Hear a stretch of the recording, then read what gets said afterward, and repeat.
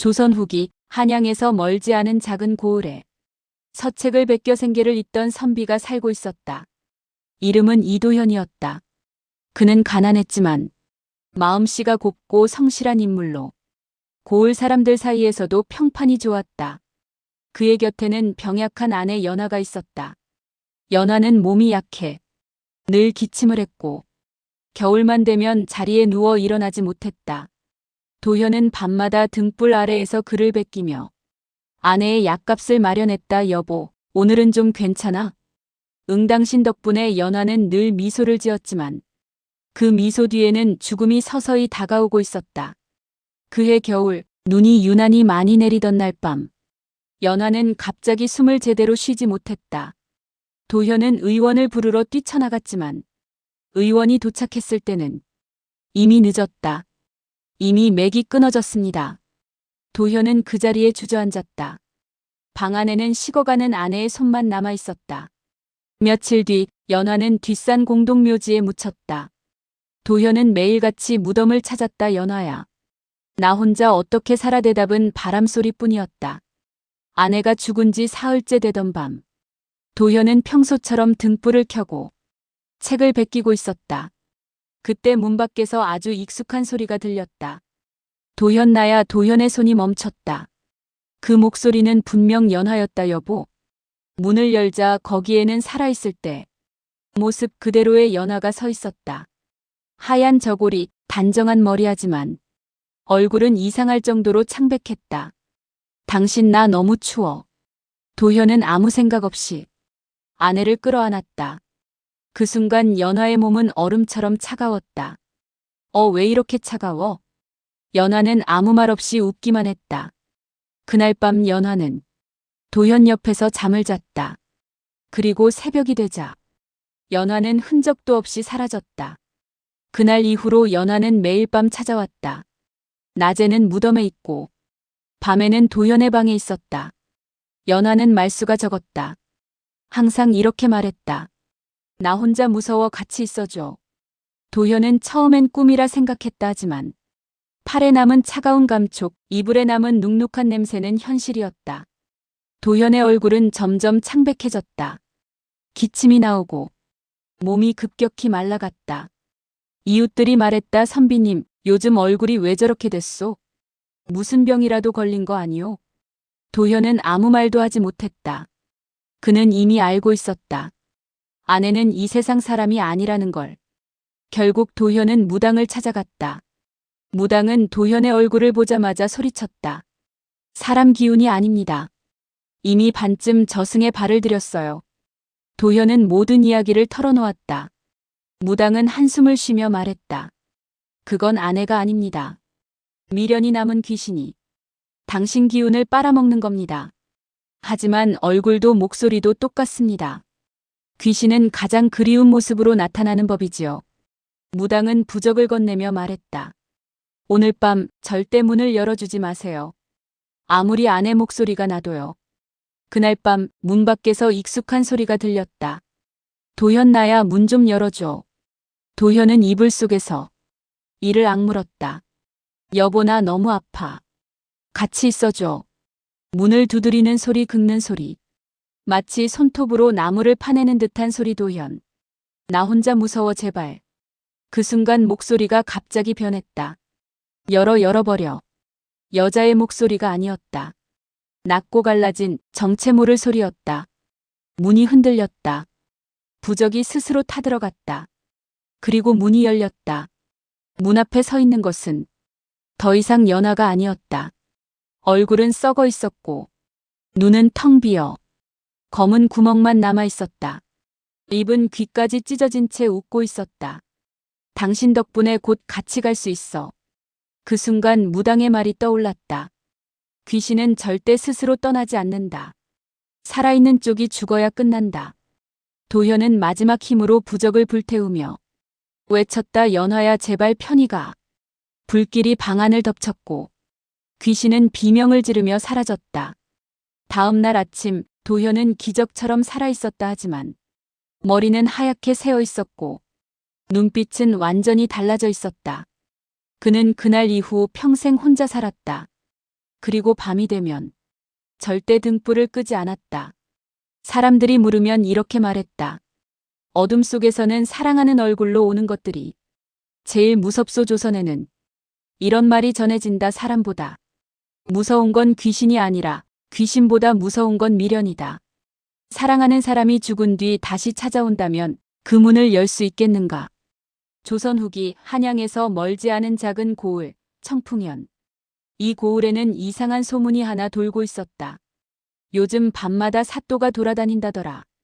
아니, 그 사또는 이미 석 달 전에 죽었잖소. 사람들은 처음엔 헛소문이라 여겼다.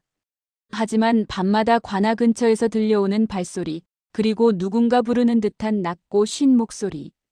억울하다 억울해. 청풍현 사또였던 이문겸. 그는 탐과 놀이로 유명했다.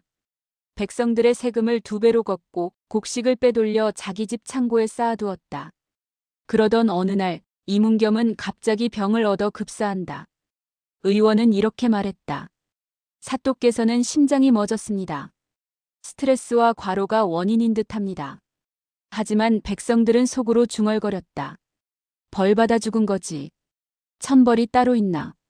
문제는 그 다음부터였다. 사또가 죽은 뒤 관아에서 일하던 하인들이 하나둘 이상한 말을 하기 시작했다. 어젯밤에 사또 방에서 불이 켜졌습니다. 분명히 아무도 없는데 문 여는 소리가 났습니다.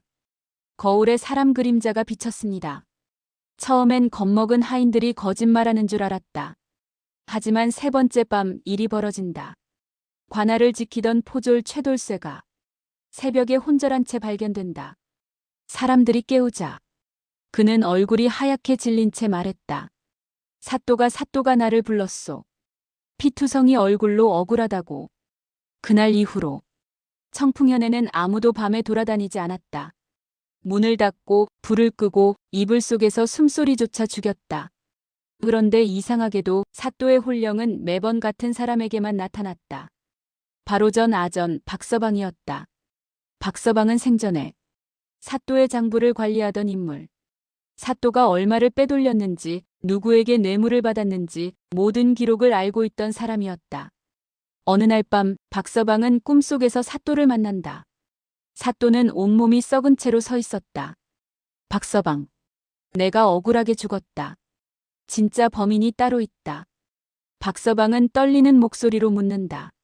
사또, 무슨 말씀이십니까? 사또는 병으로. 그 순간 사또의 얼굴이 일그러진다.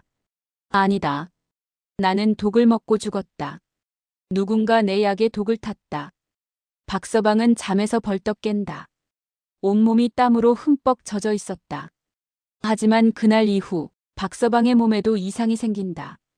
밤마다 숨이 막히고 목에 멍이 생기고 마치 누군가 목을 조른 흔적처럼 보였다. 마을 의원은 고개를 저었다. 이건 병이 아닙니다. 누가 잡고 있는 겁니다. 결국 박서방은 무당을 찾아간다. 무당은 관아 쪽을 바라보며 말한다. 그 사또 호는 원기가 맞소. 하지만 진짜 문제는 따로 있소. 그를 죽인 자가 아직 살아있다는 것이오. 박서방의 얼굴이 굳는다. 그럼 누가 사또를 죽였습니까? 무당은 잠시 침을 삼키고 말한다. 바로 박서방 당신이오. 박서방은 기겁한다. 무슨 말입니까? 제가 사또를 왜 죽입니까? 무당은 낮은 목소리로 말한다. 사또가 죽기 전날 그의 약을 준비한 사람이 누구요? 장부를 가장 많이 아는 사람이 누구요? 그리고 사또가 죽은 뒤 가장 큰 이익을 본 사람이 누구요? 그제야 박서방은 기억이 떠오른다. 사또가 자신에게 말했다. 이 장부 언젠가 문제가 될 것 같네. 없애는 게 좋겠어. 그날 밤 박서방은 술에 취한 사또에게 수면제를 조금 더 타넣었다. 처음엔 잠만 깊이 재울 생각이었다. 하지만 약의 양을 잘못 계산했고 사또는 그대로 죽었다. 박서방은 무릎을 꿇고 온다. 난 일부러 그런 게 아니었소. 정말 죽일 생각은 없었소. 무당은 고개를 젓는다. 원기는 이유를 따지지 않소. 자기를 죽인 자를 데려갈 뿐이요. 그날 밤 박서방은 집에서 스스로 목숨을 끊는다. 그리고 다음 날 아침 관아 근처에서 더 이상 발소리는 들리지 않았다. 사또의 혼령도 박서방의 혼령도 그 이후로 한 번도 나타나지 않았다. 하지만 마을 사람들은 말했다. 이 고을에서 억울하게 죽은 혼령은 둘이 아니라 셋일지도 모른다. 왜냐하면 사또가 빼돌린 장부, 그 장부는 끝내 발견되지 않았기 때문이다. 그리고 지금도 어딘가에서 그 장부를 찾는 사람이 밤마다 속삭이고 있을지 모른다. 억울하다. 아직 끝나지 않았다. 조선 중기 충청도 외곽의 작은 고을, 백운현. 이 고을에는 오래된 소문이 하나 있었다. 이 마을엔 죽었다가 다시 살아난 사내가 있다더라. 그것도 한 번이 아니라 3번이나. 사람들은 술자리에서 웃으며 넘겼다. 하지만 이상하게도 그 사내의 이름을 아는 사람은 거의 없었다. 모두가 그를 이렇게 불렀다. 3번 죽은 사내. 그 사내의 본명은 정윤석. 원래는 평범한 나무꾼이었다. 부모 없이 자라 산에 나무하러 다니며 겨우 생계를 이어가던 인물. 그러던 어느 날 윤석은 산에서 나무를 하다 낭떠러지로 떨어진다. 마을 사람들은 그의 시신을 발견했다. 목은 꺾여 있었고 머리는 피투성이, 숨은 완전히 끊어진 상태였다. 사람들은 장례를 치렀다. 관에 넣고 흙을 덮고 제사까지 마쳤다. 그런데 사흘 뒤 새벽, 윤석이 자기 집 문을 두드렸다. 어머니 문 좀 열어주세요. 집안에 있던 큰어머니는 그 소리를 듣고 그대로 기절했다. 이미 죽은 조카가 문 앞에 서 있었기 때문이다. 윤석은 멀쩡했다.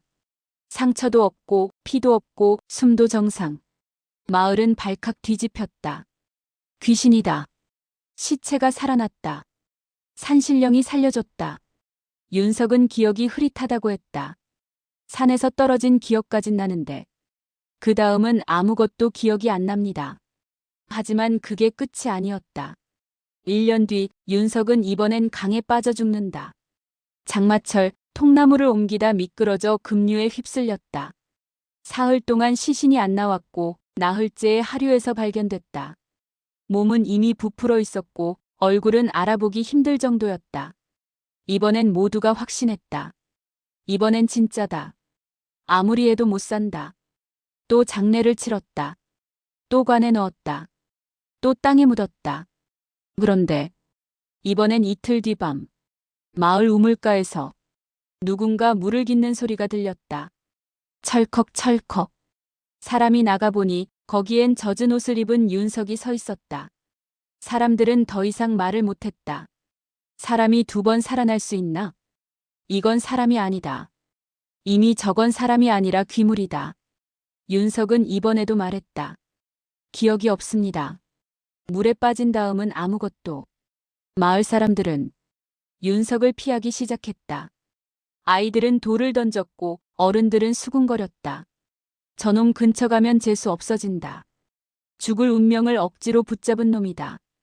그리고 3번째 사건.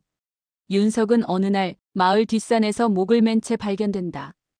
이번엔 자살이었다. 나무의 밧줄, 혀는 튀어나오고 눈은 풀린 상태. 의원도 단호하게 말했다. 이번엔 진짜 끝입니다. 이건 절대 살아날 수 없습니다.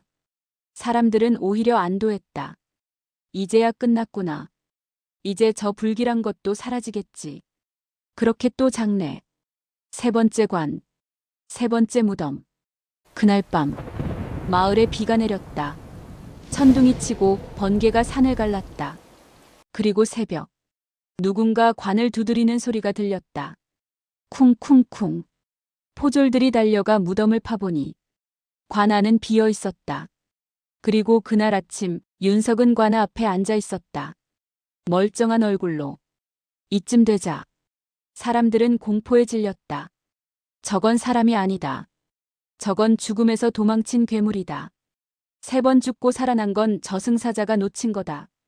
결국 고을 원님은 무당을 불렀다. 무당은 윤석을 보자마자 뒤로 물러섰다. 저 사람 혼이 없습니다. 원님이 물었다. 무슨 말이오? 무당은 낮게 말했다. 저 사람은 살아있지만 혼은 이미 3번 다 저승에 갔습니다. 지금 저 안에 있는 건 혼이 아니라 껍데기입니다. 윤석을 불러다 앉혔다. 무당이 물었다. 당신은 죽었을 때 무엇을 봤습니까? 윤석은 처음으로 긴 침묵 끝에 입을 열었다.